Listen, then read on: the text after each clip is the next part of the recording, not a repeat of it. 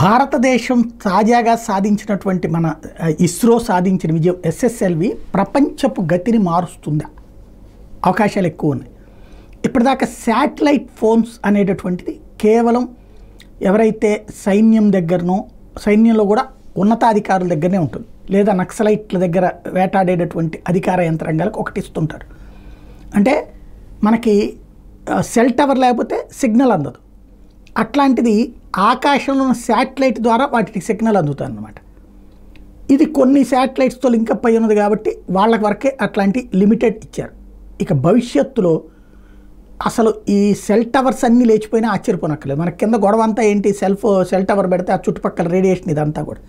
ఇప్పుడు ఏదైతే ఎస్ఎస్ఎల్వితో జరిగిన గొప్ప విశేషం ఏంటంటే, అంతరిక్షంలోకి తీసుకెళ్లేది ఇదివరకటి రోజుల్లో 100 నుంచి 300 కోట్ల రూపాయల దాకా ఖర్చు అవుతూ ఉండేది మనకి శాటిలైట్ల లాంచింగ్కి. మినిమంలో మినిమం మ్యాక్సిమం 1000 కోట్ల దాకా అయ్యేది. ఇప్పుడు అదే ఇస్రో 30 కోట్ల రూపాయలకి పనిచేసేసింది. ఇప్పుడు ఒకేసారి ఎక్కువ శాటిలైట్ లాంచ్ కూడా చేయగలదు. అంటే ఒక 100 కోట్ల రూపాయలు పెట్టుకుంటే ఒక 10 శాటిలైట్లను తీసుకెళ్ళి అంతరిక్షంలో పెట్టేయగలదు.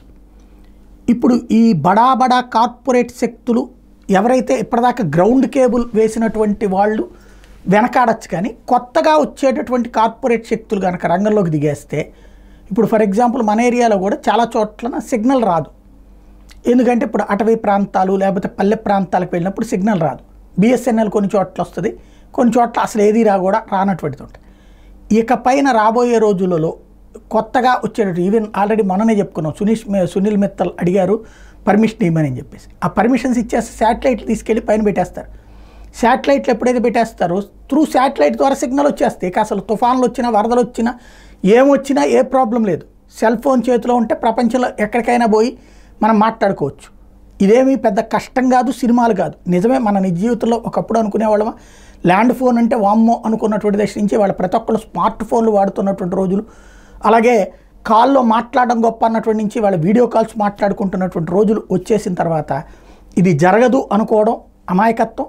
టెక్నాలజీ ఒకసారి ఆరంభమయ్యాక చకచక వేగంగా అందుకుంటుంది. దానికి సాక్ష్యం ఈ పరిణామం.